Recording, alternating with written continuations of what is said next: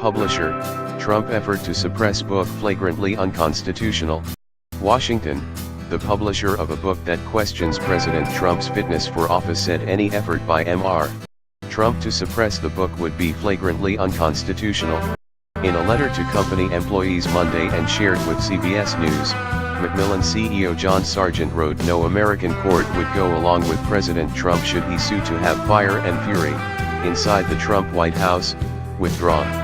The president is free to call news fake and to blast the media, Sargent wrote, but a demand to cease and desist publication, a clear effort by the President of the United States to intimidate a publisher into halting publication of an important book on the workings of the government, is an attempt to achieve what is called prior restraint.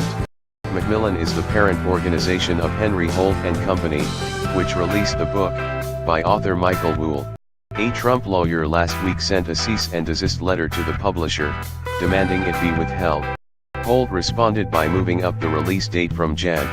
9 to last Friday. In the letter released to employees Monday, Sargent said that the company would send a formal response to Trump later in the day. Wolff's book portrays the 45th president as a leader who doesn't understand the weight of his office and whose competence is questioned by aides. Former Trump campaign CEO and White House chief strategist Steve Bannon was widely quoted.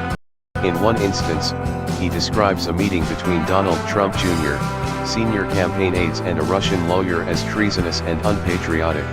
The reference angered the president, who last week said Bannon lost his mind. Over the weekend, the president's allies attacked the book in a round of television appearances Sunday. Chief Policy Advisor Stephen Miller, in a described the book as nothing but a pile of trash through and through, while the president countered the book's claims by and said Fire and Fury is a fake book. WolffHe also addressed the president's claim that he never spoke with the author for the book. I think he probably had no idea he was speaking to me for this book.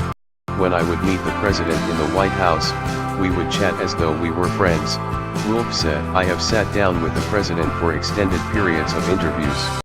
But there are other periods and that's essentially what he's saying. They're trying to parse this, saying, oh, I didn't know I was speaking to him when I saw him in the White House.